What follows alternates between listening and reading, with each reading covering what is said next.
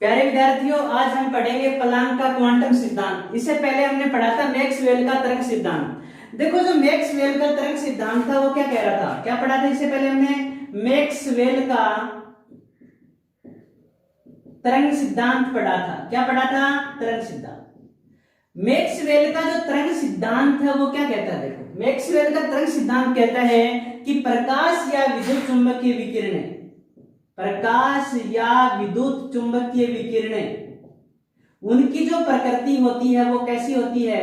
तरंग के रूप में होती है। किसके रूप में होती है? तरंग के। कि विद्युत चुंबकीय विकिरणें एक तरंग के रूप में संचरित होती हैं, या प्रकाश होता है वो तरंग के रूप में संचरित होता है। ये बात किसने कही? मैक्सवेल ने कही। और इस आधार पर उन्होंने क्या दिया? तरंग सिद्धांत। उसमें तरंग के गुण भी बताए गए थे हमें।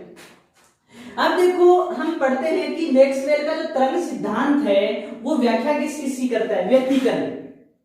एक तो इसके द्वारा हम व्यतिकरण को समझा सकते हैं, फिजिक्स में विस्तार से पढ़ोगे व्यतिकरण क्या होता है, और विवर्तन को समझा सकते हैं। यहां मैं शॉर्ट में बताऊंगा कि व्यतिकरण क्या होता है और विवर्तन क्या होता है। कि जब दो या दो से अधिक प्रकाश किरणें किसी समांगी माध्यम में प्रवेश करती है या माध्यम में प्रवेश करती हैं, तो क्या होती हैं? उनकी आवर्ती और आयाम क्या आते हैं? भिन्न भिन्न आते हैं। जब दो या दो से अधिक प्रकाश तरंगें किसी माध्यम में उनसे गुजरती हुई कहीं अध्यारोपित होती है, यानी आपस में मिलती है। ये मान लो कि जब दो या दो से अधिक प्रकाश तरंगें होती हैं, प्रकाश किरणें बोलेंगे या तरंगें नहीं, क्योंकि तरंगें बोलते हैं, तरंग प्रकृति हो जाएगी। जबकि मैक्सवेल क्या दर्शाता है? तरंग प्रकृति दर्शाता है। तरंग प्रकृति को हम यहाँ पहले से नाम तरंग नाम ले लेंगे तो हमें पता चल जाएगा तरंग प्रकृति। तरंग प्रकृति का तो बाद में पता चलता है कि दो या दो से अधिक जो प्रकाश तरंगें होती हैं वो माध्यम से गुजरती हुई किन्हीं बिंदु पर जब ये अध्यारोपित होती हैं, यानी आपस में मिलती हैं, तो इनके आयाम और आवर्ती भिन्न कर कई क्षेत्रों पर, तो जो जिन क्षेत्रों पर मिलती हैं, कहीं तो क्या हो जाता है? ज्यादा हो जाता है और कहीं कम हो जाता है। इस घटना को हम क्या कहते हैं? व्यतिकरण। फिजिक्स में इसका विस्तार से अध्ययन आएगा। क्या होता है व्यतिकरण? कि जब दो या दो से अधिक जो प्रकाश किरणें होती हैं वो किसी माध्यम से गुजरती हुई माध्यम की किन्हीं बिंदु पर अध्यारोपित होती हैं, तो कुछ बिंदु पर जो माध्यम की तीव्रता और आयाम होता है वो क्या होता है? अधिक आ जाता है, और कहीं क्या आ जाता है? कम आ जाता है। कहीं उनकी तीव्रता और आयाम अधिक होता है और कहीं पर उनकी तीव्रता और आयाम क्या होता है? कम है। इस घटना को हम क्या कहते हैं? व्यतिकरण। विवर्तन किसको कहेंगे? विवर्तन किसे कहते हैं? जैसे कोई भी प्रकाश तरंग गुजर रही है और वो किसी अवरोधक से टकरा करके उसी की छाया में फैल जाए, कि किसी प्रकाश किरण का किसी अवरोधक से टकराकर उसी की ज्यामितीय छाया में फैल जाना क्या कहलाता है? विवर्तन। तो हमने यहाँ दो चीज पढ़ी, व्यतिकरण और विवर्तन। ज्यादा विस्तार से अध्ययन नहीं है, बस एक जानकारी के लिए आपको तो सिर्फ नाम याद रखने हैं, विवर्तन और व्यतिकरण। कि जो मैक्सवेल का तरंग सिद्धांत है वो किस किस को समझाता है?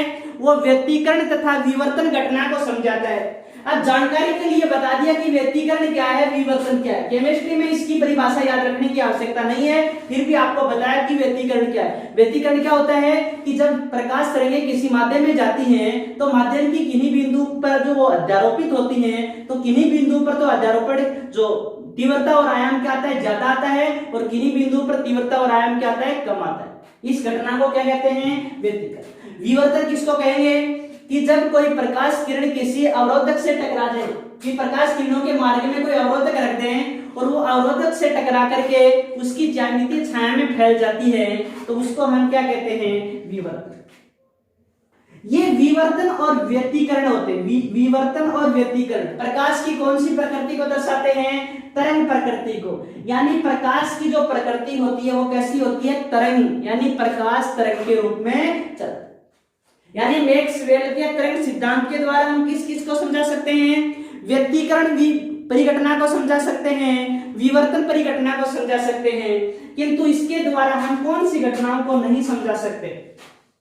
इसके द्वारा हम समझा नहीं सकते हैं कर्षणिका विकिरण, कि कोई आदर्श पिंड सभी प्रकार की विकिरणों का उत्सर्जन और अवशोषण करता है, उस परिघटना को नहीं समझा सकते हैं। इसके द्वारा हम प्रकाश विद्युत प्रभाव को नहीं समझा सकते, इनका आगे अध्ययन करेंगे अपने सिलेबस में।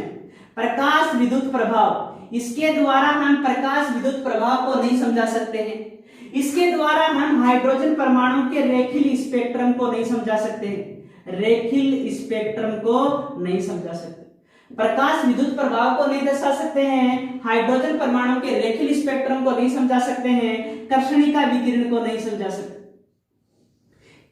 ये टॉपिक वाइज हम अलग से अध्ययन करेंगे। कर्षणिका विकिरण क्या होता है, प्रकाश विद्युत प्रभाव क्या होता है, हाइड्रोजन परमाणु का रेखीय स्पेक्ट्रम में क्या होता है। यहां इनके बारे में हम ज्यादा जानकारी नहीं देंगे, यहां बस इतना ही पढ़ेंगे कि ये तीनों जो परिघटनाएं होती हैं ये प्रकाश की कणीय प्रकृति को दर्शाती है। किसको दर्शाती है कि प्रकाश एक कण के रूप में या एक पिंड के रूप में या एक बंडल के रूप में होता है, छोटे छोटे कणों के रूप में या छोटे छोटे बंडलों के रूप में या छोटे छोटे पिंडों के रूप में होता है प्रकाश, जिसको कण बोलते हैं। यानी प्रकाश की कणीय प्रकृति को दर्शाता है। किसके रूप में दर्शाता है प्रकाश को, कणीय प्रकृति को। कौन सी घटनाओं से पता चलता है, कर्षणिका विकिरण, प्रकाश विद्युत प्रभाव, हाइड्रोजन परमाणु का रेखीय स्पेक्ट्रम। अब देखो विवर्तन और व्यतिकरण प्रकाश की तरंग प्रकृति को, और यह प्रकाश की कौन सी प्रकृति को दर्शाता है, कणीय प्रकृति को। ये तीन घटनाएं इस आधार पर हम एक प्लांक ने क्वांटम सिद्धांत दिया। प्लांक ने क्या दिया, क्वांटम सिद्धांत। कर्षणिका विकिरण, प्रकाश विद्युत प्रभाव और हाइड्रोजन परमाणु का जो रेखीय स्पेक्ट्रम होता है, इसकी व्याख्या हम मैक्सवेल के तरंग सिद्धांत से नहीं कर सकते। क्या नहीं कर सकते हैं, कर्षणिका विकिरण, प्रकाश विद्युत प्रभाव और हाइड्रोजन परमाणु का जो रेखीय स्पेक्ट्रम है, इन तीन परिघटनाओं की व्याख्या हमें मैक्सवेल के तरंग सिद्धांत से नहीं कर सकते हैं। क्यों? क्योंकि मैक्सवेल का तरंग सिद्धांत कौन सी प्रकृति दर्शाता है, तरंग प्रकृति, जबकि इनमें प्रकृति कौन सी आती है, कणीय प्रकृति आती है। तो इन परिघटनाओं को समझाने के लिए प्लांक ने एक सिद्धांत दिया जिसे प्लांक का क्वांटम सिद्धांत कहते हैं। अब इसे क्वांटम सिद्धांत होता है, ये क्या कहता है प्लांक का जो क्वांटम सिद्धांत है वो क्या बात कह रहा है, वो ये कहता है कि जो प्रकाश या ऊष्मा में ऊर्जा होती है, प्रकाश हो या ऊष्मा, उसके अंदर क्या होगी, ऊर्जा होगी, जिसे हम विकिरण कहते हैं। ये क्या कहता है कि प्रकाश या ऊष्मा के पास क्या होती है, ऊर्जा होती है, जिसे हम क्या बोलेंगे, विकिरण बोलेंगे। अब ये कहता है कि विकिरणों का जो उत्सर्जन हो या अवशोषण हो सतत नहीं होता है, यानी लगातार नहीं होता है। सतत का अर्थ होता है लगातार। कि प्रकाश या ऊष्मा में क्या होती है, ऊर्जा होती है, जिसको हम क्या कहते हैं, विकिरण कहते हैं। जो विकिरण होती है उनका उत्सर्जन या अवशोषण होता है वो सतत नहीं होता है। क्या नहीं होता है, सतत, लगातार नहीं होता है, बल्कि छोटे छोटे पिंडों के रूप में या बंडलों के रूप में होता है। किसके रूप में होता है, बंडलों के रूप में। बंडल शब्द भी यूज कर सकते हो, छोटे छोटे बंडलों या पिंडों के रूप में। या कणों शब्द नहीं लिख सकते क्योंकि कणीय प्रकृति पहले से पता चल जाएगी कि विकिरण का जो उत्सर्जन या अवशोषण सतत नहीं होता है। इनका जो उत्सर्जन अवशोषण क्या होता है, छोटे छोटे पिंडों के रूप में होता है। इन पिंडों को क्या बोलते हैं, क्वांटा बोलते हैं। क्या बोलते हैं, क्वांटा बोलते हैं। और जो क्वांटा होता है उसके पास एक निश्चित ऊर्जा होती है। क्या कह रहा है प्लांक, क्या कहता है कि प्रकाश या जो ऊष्मा होती है उसके पास ऊर्जा होती है, जिसको हम क्या कहेंगे, विकिरण कहेंगे। क्या कहेंगे, विकिरण। और जो विकिरण है उसका उत्सर्जन या अवशोषण, दो ही घटनाएं होती है। उत्सर्जन या जो अवशोषण होता है वो लगातार नहीं होता है, बल्कि छोटे छोटे पिंडों के रूप में या बंडलों के रूप में होता है। इन छोटे छोटे पिंडों को या बंडलों को क्या कहते हैं, क्वांटा कहते हैं। क्या कहते हैं, क्वांटा। और क्वांटा के पास क्या होती है, एक निश्चित ऊर्जा होती है। अब देखो प्रकाश के लिए, अब ये तो विद्युत चुंबकीय विकिरण और प्रकाश दोनों आ गई। अब प्रकाश के लिए इस क्वांटा का नाम स्पेशल है फोटोन। क्वांटा के लिए क्वांटम भी लिखा हुआ होता है। क्वांटम या क्वांटा एक चीज है कि प्रकाश के लिए इस क्वांटम को या इस क्वांटा को, क्वांटम या इस क्वांटा को क्या कहते हैं, फोटोन कहते हैं। प्रकाश के लिए क्वांटा नहीं बोलेंगे, फोटोन बोलेंगे। यानी प्रकाश का जो क्वांटा या फोटोन हो, प्रकाश का क्वांटा या क्वांटम होता है। प्रकाश का जो क्वांटम या क्वांटा होता है उसको हम क्या कहते हैं, फोटोन कहते हैं। और फोटोन की जो ऊर्जा होती है वो आवर्ती के समानुपाती होती है। किसके, आवर्ती के समानुपाती। अब देखो ऊर्जा क्या होती है, ऊर्जा होती है E बराबर एच न्यू। क्या होती है? E बराबर एच न्यू। ये फोटोन की ऊर्जा है। किसकी ऊर्जा है? फोटोन की। और फोटोन किसको बोला कि जो क्वांटा था प्रकाश का वही फोटोन होता है, और फोटोन की ऊर्जा आवर्ती के समानुपाती होती है। यानी H तो स्थिरांक है, तो E समानुपाती न्यू। ये न्यू है, V नहीं, न्यू है। न्यू से दर्शाते हैं किसको? आवर्ती। आवर्ती न्यू होती है कि E समानुपाती क्या होता है? न्यू होता है। यानी आवर्ती के समानुपाती होती है कौन? ऊर्जा आवर्ती के समानुपाती होती है। E बराबर क्या है? H न्यू है। यहाँ H क्या है? प्लांक स्थिरांक, क्योंकि प्लांक ने दिया इसी कारण इसको बोलते हैं प्लांक स्थिरांक, जिसका मान होता है 6.62 गुणा 10 की घात -34 जूल से। ये क्या है? ये प्लांक स्थिरांक का। अब देखो आपको एक तुलना करके बताता हूं। जैसे अपने जो जीना होता है या जो सीढ़ियां होती है, पैड़ा होता है, देसी भाषा में बोलते हैं सीढ़ियां,